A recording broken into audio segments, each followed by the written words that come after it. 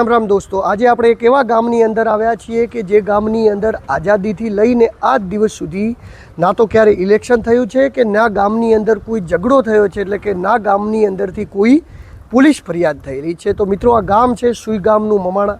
સુઈગામ તાલુકાના મમાણા ગામની અંદર આપણે આવ્યા છીએ। તો ગામજનોની અંદર એટલી બધી સમરસતા છે કે નથી આ ગામની અંદર ક્યારે ચૂંટણી પણ થતી કે નથી આ ગામની અંદર કોઈ દિવસ ઝઘડાની બાબતે પોલીસ ફરિયાદ પણ થઈ। એવું કહેવાય છે કે સરકારી અધિકારીઓને પણ જ્યારે કંઈક સરકારે સારો એવો વિકાસ કર્યો છે એવું બતાવવું હોય તો મમાણા ગામની અંદર આવવું પડે છે। આમ તો આઝાદી પછીથી અત્યાર સુધી આ પ્યોર કોંગ્રેસી વિચારધારાવાળું ગામ છે, પરંતુ તેમ છતાં પણ વિકાસની દ્રષ્ટિએ આ ગામ એ ખૂબ જ અગ્રેસર રહેલું છે અને ખૂબ જ સારો એવો વિકાસ થયેલો છે। તો ગામના લોકોની વાતચીત કરીશું, ગામના વિશેષતા વિશે વાતચીત કરીશું, તો વિડીયોની અંદર બનેલા રહેજો। તો મિત્રો, આપણે મમાણા ગામની અંદર ફરી રહ્યા છે અને આપણે ત્યાં 3-4 યુવાનો મળ્યા છે, એમના જોડે પણ વાતચીત કરીશું ને એમના જોડેથી પણ તમને જણાવીશું। તમારા ગામની અંદર ક્યારે ચૂંટણી નથી થઈ, સાચી વાત? સાચી વાત છે, ચૂંટણી થઈ નથી, બિનહરીફ આવે છે અને શાંતિનો માહોલ મોટો રહે અમારે। એવું ઝઘડો ક્યારે નથી થતો? ઝઘડો નહીં, સૌ કોઈ ભેગા મળીને બધા રહે છે, ઘર પરિવાર જેવા બધા રહે છે। એટલે એનું કારણ પહેલેથી બાપ દાદાના એવા સંસ્કારો સારા આવ્યા કે પછી કે એમાં ચૂંટણી નથી થતી કે નહીં, કે એનું કારણ શું કારણ બને? અમારે ગામમાં રાજકારણ જેવું કોઈ ઇસ્યુ હોતો જ નથી। અચ્છા, ગામ લેવલે કોઈ જાતનો કોઈનો ઇસ્યુ હોતો જ નથી। કંઈ પ્રોબ્લેમ હોય તો સરપંચને કહી આવે, કેપી સાહેબને કહી આવે, એમને બેહાડી અને એનું સોલ્યુશન થઈ જાય। એટલે આમ સરપંચ હોય, ધારો કે કેપી સાહેબ હોય, તો એ તમારા ગામનું ધારો કે સોલ્યુશન કોઈ પ્રશ્ન હોય તો એનું યોગ્ય સોલ્યુશન કરે, પરફેક્ટ, કોઈ પક્ષપાત વગર, કોઈ પણ પક્ષપાત વગર, કોઈ પક્ષપાત નહીં। એમાં અમે પોતે હોય કે સામે બીજા કોઈ બી હોય, પક્ષપાત વગર જેની પણ ભૂલ હોય એને સ્વીકારવી પડે। અચ્છા, જેની ભૂલ હોય એને, જેનો વોક હોય, જેની ભૂલ હોય એને કે ભાઈ તારી આ ભૂલ છે, એને દંડ મળે, એને દંડ મળે, બાકી કોઈ બીજી લાગવગ ના થાય, કોઈ લાગવગ નહીં। આમ ગામમાં બધાને આમ એકતાની ભાવના, કોઈ જાતિવાદ એવું કશું કોઈ નહીં? જાતિવાદ નહીં, કોઈ નહીં। 8 ઘર છે, બાકી ઘર બધા પ્રજાપતિ સમાજના છે, ઠાકોર છે, હરિજન છે, શાંતિ, કોઈ જાતનો કોઈ ભેદભાવ નહીં, કોઈ છાંટનું એવું કોઈ નહીં। નવરાત્રિની અંદર સૌ કોઈ ગામના બધા ભેગા મળી અને એક જ નવરાત્રિ ગામમાં કરીએ। એક જ નવરાત્રિ આખા ગામમાં, એક જ નવરાત્રિ ત્યાં ગામના બધા લોકો રમી, બધાનો જળવાયો। તો જો આઝાદીના આટલા વર્ષો પછી આપણે મમાણા ગામની અંદર આવ્યા હતા, પહેલી વાર એવું ગામ જોવા મળી રહ્યું છે કે જે ગામની અંદર જાતિવાદ નથી। અત્યારે ગામડાઓની અંદર જાતિવાદ ફેલાઈ ગયા છે, કોની જાતિ મોટી છે, કોની જાતિ નાની છે, એના આધારે બધી ચૂંટણીઓને ગામમાં નવું રાજકારણ થવા માંડ્યું છે। પરંતુ આપણે જે મમાણા ગામની અંદર આવ્યા છીએ, ગામની અંદર એવું બિલકુલ નથી। આ ગામની અંદર એવું છે, કહેવાય છે કે અહીંયા પ્રજાપતિ સમાજ પણ ખૂબ જ બહોળી સંખ્યામાં રહે છે, ઠાકોર સમાજ પણ બહોળી સંખ્યામાં રહે છે, પરંતુ ક્યારેય એમના સમાજોના સરપંચ ચૂંટાયા નથી। એટલે કે કોઈ સમાજવાદ અહીંયા નથી। અહીંયા જે વ્યક્તિ વિકાસ કરી શકે છે, જે વ્યક્તિ ગામને આગળ લાવી શકે છે અને બિનહરીફ સરપંચ તરીકે મૂકી દેવામાં આવે છે। અહીંયા કોઈ ચૂંટણી નથી થતી, અહીંયા સમરસતાથી લોકો રહે છે અને એ જ વાત જાણવાની કોશિશ હજી પણ આપણે બીજા ગ્રામજનો જોડે આપણે અહીંયા રસ્તામાં જ હતા ને બાઇક લઈને એક આપણાને મળી ગયા છે ભાઈ, એમને પૂછ્યું શું નામ તમારું? હિરદાન ગઢવી। અચ્છા, હવે ગઢવી સાહેબ મને એક વાતચીત કરો કે આ ગામની અંદર ક્યારે ચૂંટણી નથી થઈ? ના કેવું દી નહીં। એટલે આમ એવું તો નહીં ને કે આમ કે ચૂંટણીને કોઈને ફોર્મ ભરવું હોય તો કોઈને ફોર્મ ન ભરવા દેવામાં આવતું હોય, એવું તો નથી થતું? ના એવું હોતું છે? હે, ના એવું નહીં ને? અરે બહુ સારા કામ કરે, અને આ લાયક જ છે અમારે, આ લાયક જ છે, આ પરિવાર અમારે લાયક જ છે, ભાઈ છે અમારે, પણ ગામનું બહુ સારું કામ કરે છે। આ પાણી આવ્યું ત્યારે 4 રાત ને દિવસ સખત મહેનત કરી, પાણીમાં કોઈ બીઆઈ વગર કોઈ આમ જાતની ચિંતા કર્યા વગર એમને પાણીની અંદર પડી જવું, ટ્રેક્ટર લઈને દોડવું 24 કલાક, એટલે બહુ અમારી માટે બહુ ગૌરવની વાત છે। તો મિત્રો, આપણે જે ફરી રહ્યા છીએ મમાણા ગામની અંદર ફરી રહ્યા છે, મમાણા પ્રાથમિક શાળા છે ને આ બાજુ મમાણા ગામનું બોર્ડ છે, ત્યારબાદ આપ જુઓ તો આ જગ્યાએ તળાવ બનાવેલું છે। હવે આમ તો સરહદી વિસ્તારના ગામોની અંદર ઘણી બધી વિશેષતાઓ રહેલી હોય છે, પરંતુ આ ગામની વિશેષતા એ છે કે ના ગામમાં ક્યારેક કોઈ પોલીસ ફરિયાદ થઈ છે કે ના આ ગામની અંદર ક્યારે ચૂંટણી થઈ છે। તો કેમ આ ગામની અંદર ચૂંટણી નથી થતી, કેમ આ ગામ એ એકદમ સમરસતાથી રહે છે, એના વિશેની વાતચીત આપણે ગામના લોકોથી કરીશું। આ બાજુ આરોગ્ય કેન્દ્ર છે, આ પૂરનું પાણી એ હજી સુધી ગામને પરેશાન કરી રહ્યું છે। આપ જો હજી સુધી પણ અહીંયા મંદિર છે, માતાજીનું એ જગ્યાએ પણ પૂરનું પાણી ભરાયેલું પડ્યું છે. મિત્રો, આપણે જે ગામની અંદર ફરી રહ્યા છીએ, મમણા ગામની અંદર બાળ મંદિરથી લઈને કોલેજ સુધીની સુવિધાઓ છે અને આપ જોઈ શકો છો સામે જે બિલ્ડિંગ તમને દેખાઈ રહ્યું છે આ માધ્યમિક સ્કૂલનું બિલ્ડિંગ છે. એ બિલ્ડિંગ તૈયાર થઈ ગયેલું છે અને આ બાજુ જે બિલ્ડિંગ બની રહ્યું છે પ્રાથમિક સ્કૂલનું બિલ્ડિંગ બની રહ્યું છે. ત્યારબાદ આ ગામને બહાર જોડતી સડકો પણ બનાવવામાં આવેલી છે. ત્યારબાદ વાતચીત કરીએ તો ગામની અંદર મોટો ચબૂતરો પણ બનાવવામાં આવેલો છે અને આ બાજુ ગામની અંદર જવા માટે એન્ટ્રી થાય છે. આ ગામની અહીંયા બધા યુવા ધન અહીંયા ઊભું છે. ત્યારબાદ આ ગામની અંદર ખૂબ જ મોટા પ્રમાણની અંદર વિકાસ છે અને આ જો આયુષ્યમાન આરોગ્ય કેન્દ્ર પણ અહીંયા બનાવવામાં આવેલું છે. સામે જે છે પ્રાથમિક શાળા પણ તમને દેખાય છે, બરાબર. તો એક એવું ગામ સુઈગામ તાલુકાનું કે જે ગામની અંદર આજ દિવસ સુધી આઝાદીથી લઈને અત્યાર સુધી ક્યારેય ચૂંટણી નથી થઈ.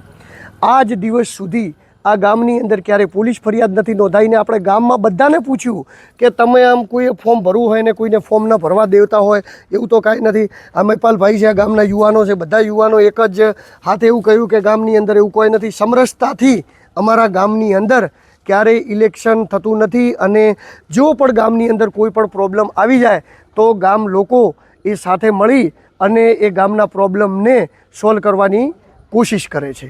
તો મિત્રો, આપણે મમણા ગામની અંદર છીએ. શિક્ષિત છું. 1965 થી 2025 સાલ સુધી અમારે કોઈ આવો બનાવ બન્યો જ નથી.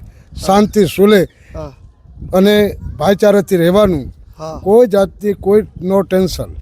હા, એટલે આમ એનું કારણ એમ કે કોઈ ગામમાં ચૂંટણી નથી થતી એટલે કોઈ ગામમાં એવો ભાઈચારો છે કે પછી આગેવાનો દ્વારા કોઈ ફોર્મ જ નથી ભરવા દેવા? ના, એવું કંઈ નથી. અમારે ગામમાં જ્યારે ચૂંટણી આવે ત્યારે આખા ગામને ભેગું કરવાનું, ગામનો અભિપ્રાય લેવાનો, ગામ કઈ પગલું ભરવાનું, આ અમારો ધારો છે. અચ્છા, અને ગામ ભેળું થઈને જે કે થઈ જાય એ જ થાય, એ જ થાય. 1965 થી આજ દિવસ સુધી અમારે ગ્રુપ લીંબાળા અને મમાડા ગ્રુપ ગ્રામ પંચાયત હતી, ત્યારે ચૂંટણી નથી થઈ અને અત્યારે નથી થતી. અચ્છા, હાજી. એના તો ખૂબ મોટી વાત કહેવાય.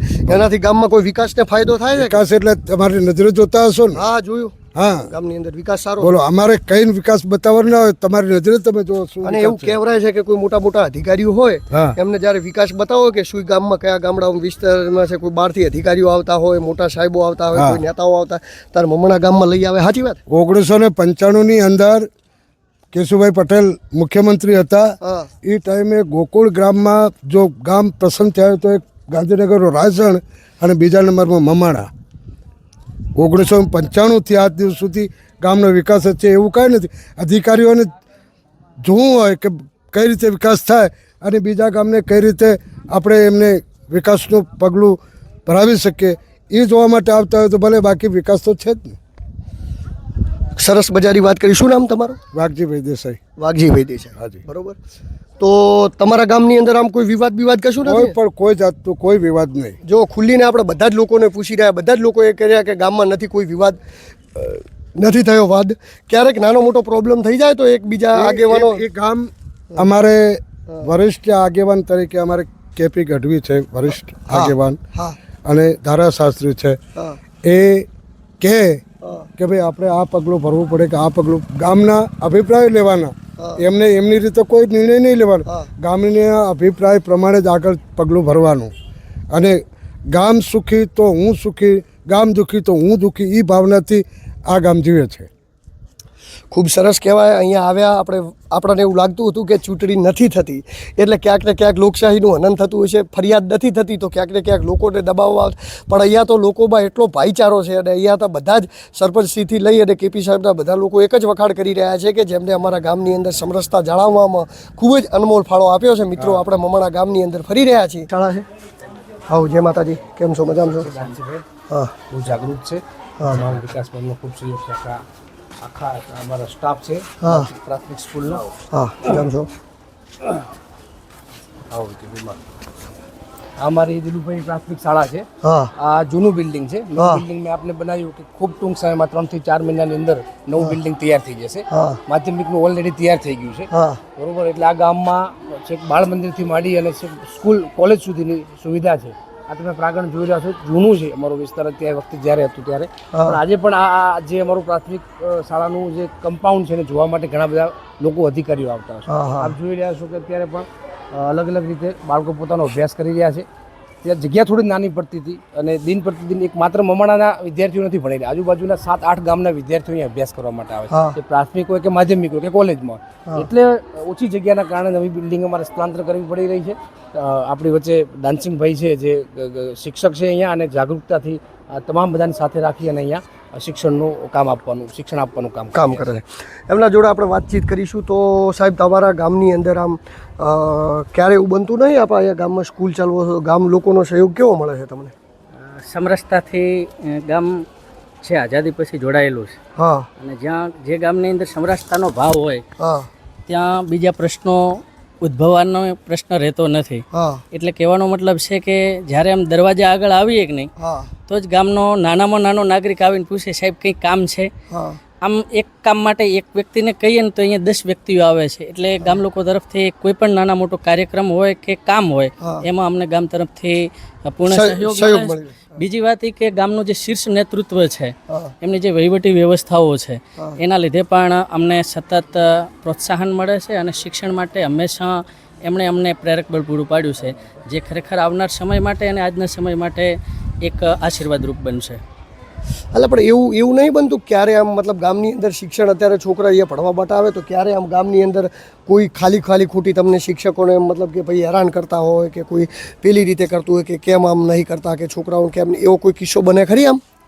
તેજસ્વી ભૂમિ હોય અને ખરેખર સરહદી વિસ્તાર છે, તો અહીંયા જે પબ્લિક છે એ હળવી અને હેતાળ છે.